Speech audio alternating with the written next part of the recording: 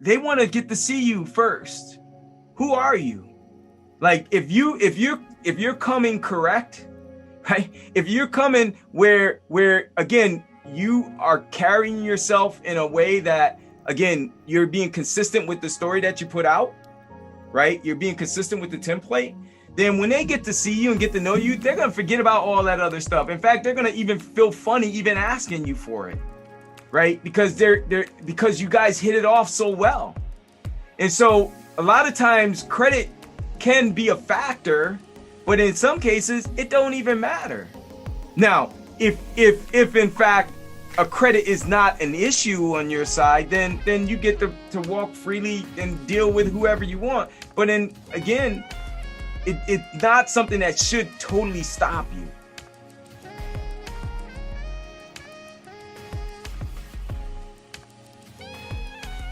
What we got? What you guys got going on out there?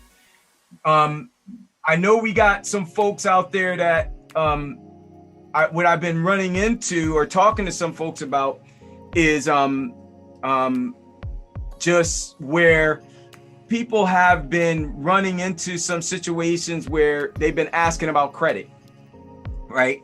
And some folks, like there were a couple people that had some situations with divorce and some other things, and because of that, it affected their credit. And so one of the things I talk to students about when it comes to the credit stuff is this: like you don't necessarily like in every instance you don't always need credit. Let me ask you, hey Bobby, you guys there? Let me ask you a question. Did you guys have to fill out an application? No, not for this one. No. Did you have to run credit? No. Okay, so we're just gonna. That's all I wanted to hear. So this is the reason why I asked the question, and I use this to make a point. Like she said, not for this one. It doesn't mean that they didn't get asked that from other places, because some people that's just what they do, right? That's just what they do. But in some other people, they want to get to see you first. Who are you? Like if you're coming correct, right? If you're coming where again you are carrying yourself in a way that again you're being consistent with the story that you put out, right? You're being consistent with the template. Then when they get to see you and get to know you, they're gonna forget about all that other stuff. In fact, they're gonna even feel funny even asking you for it in some instances, right? Because because you guys hit it off so well. And so a lot of times credit can be a factor, but in some cases it don't even matter. Now, if in fact a credit is not an issue on your side, then you get to walk freely and deal with whoever you want. But then again, it's not something that should totally stop you. However, from a credit perspective, you know, one of the things, you know, some people out there are looking to, you know, because of those situations, you know, you're still looking to figure out how do we get around the whole credit piece. And two things I would say. One is just focus on the steps and build the rapport. Two things. Oh, Jody, you there? I'm here. Quick question. Did you guys have to do an application? Yeah. Did you have to run credit? Yeah. Okay, so you guys had to do that. All right. So two different scenarios. Like they came, right? And they were, you know, professional. They were, you know, a team or whatever. He wanted credit. Okay, credit that ran through. And Bobby in those cases, same thing. He didn't want credit. So opposite. Gloria, who was on last week in Florida, she had a credit situation. She had some things in the past as well. And she was saying to me the whole time, Jim, I hope nobody asks for credit.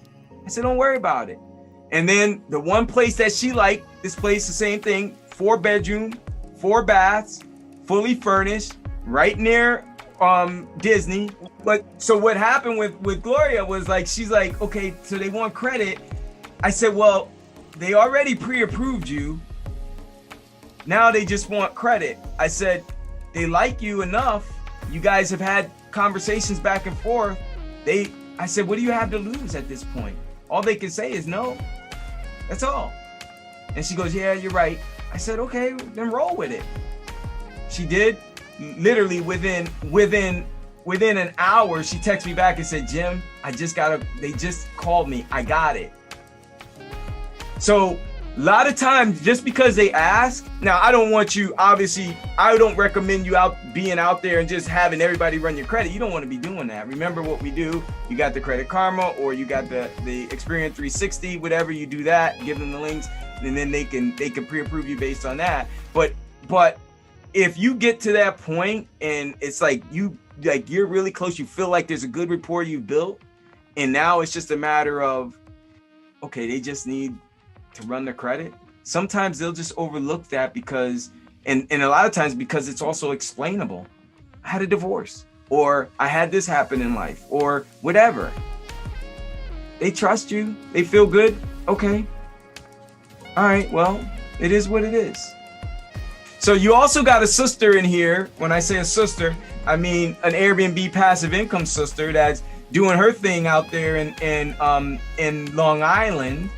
On Long Island, and she's also doing her about to start creating some havoc out there in Florida, right? But one of the things Reese also does, I mean, just so you guys know, she also she's a credit repair expert, right? And so Reese, and just so you guys know, like Reese got her first place.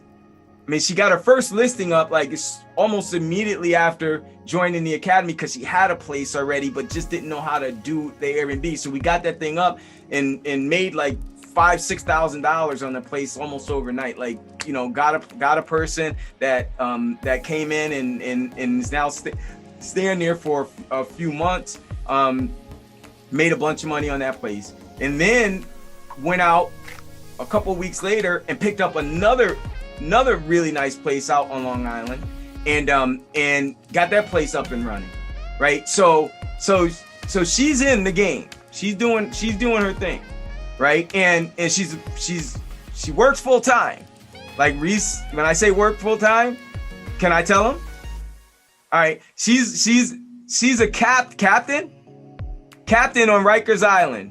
Right, so she's corrections. She's a captain. She works full time, right? And one of the reasons why she wants her passive income, because I can't do this stuff forever. You can't do that forever. That takes a toll on you, right? And so she's preparing for the next phase, and she's aggressive. She's doing her thing.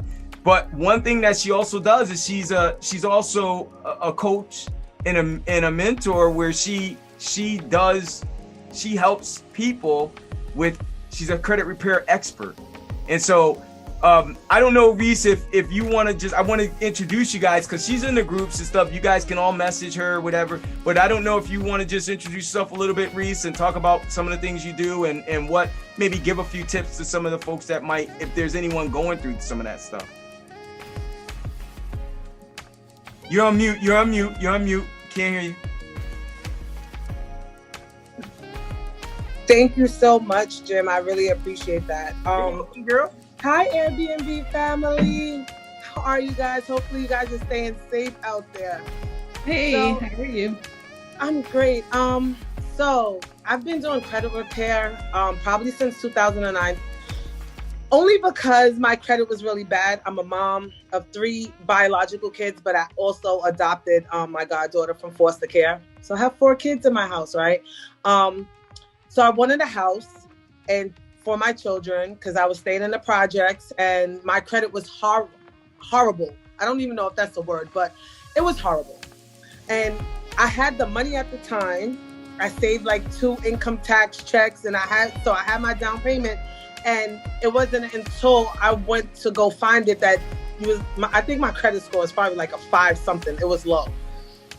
And I didn't know how to repair it. I bought my house at 28, 29 with 3 kids, right? And so I didn't know how to repair it. And that to this day has like really became my passion, and just studying every single thing. Sometimes I think I study too much, that I get a brain overload when it comes to credit repair.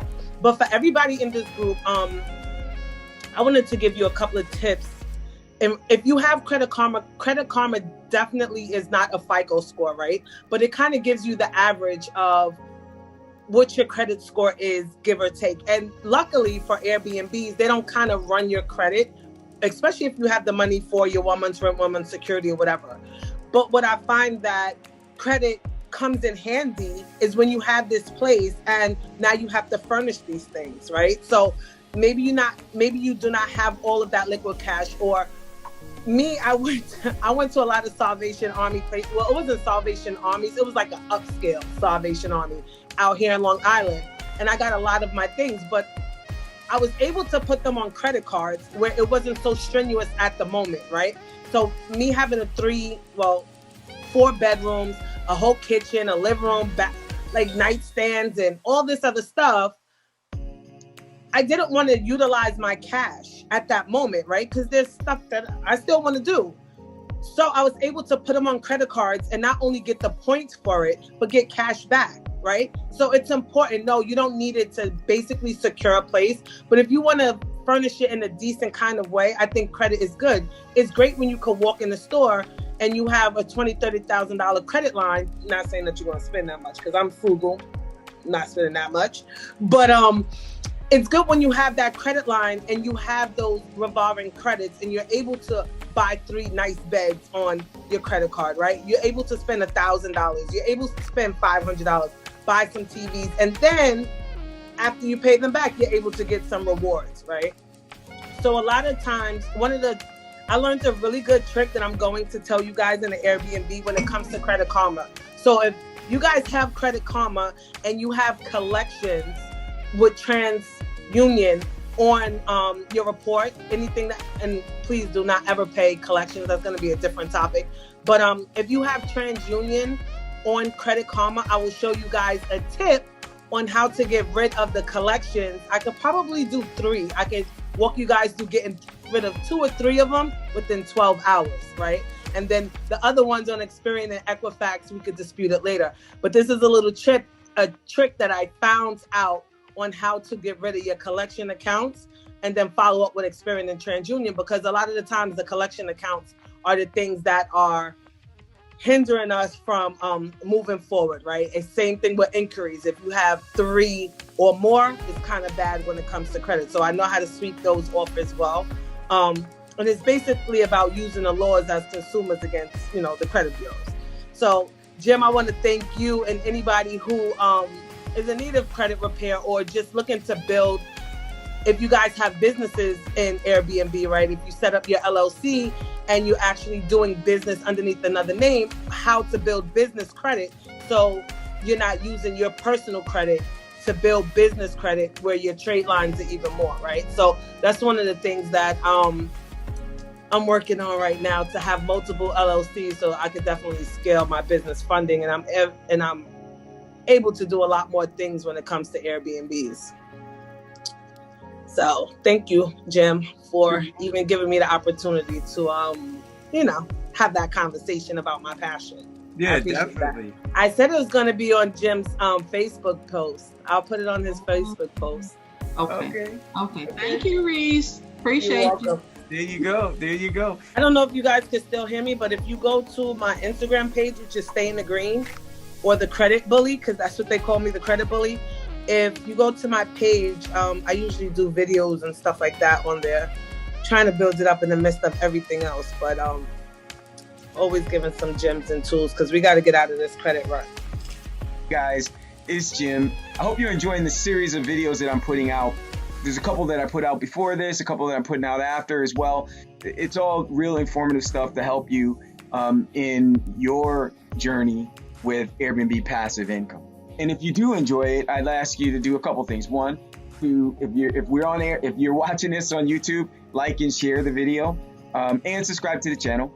And if you're not on YouTube, go ahead over to the channel and subscribe, like, and share the video if you want to be updated on all the new videos that are going to be coming up, as well as getting the other ones that will also help you along your journey of Airbnb, creating Airbnb passive income to be able to support the vision that God's given you for your life.